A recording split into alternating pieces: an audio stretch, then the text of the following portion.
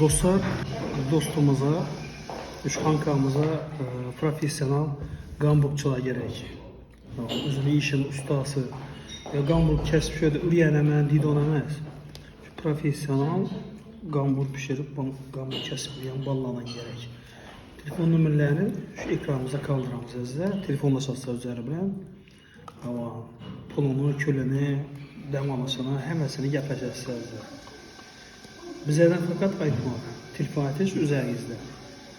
Fakat profesyonelni gambukçular izə bütdülər, gambukçu gerek. Gəlsənizdə yine əzab sontalarımız var. Gətirmişsiniz. Kola yeten bana mı? Yok. Yetmedi ha? Zarar bu mıydı? Bu oldu.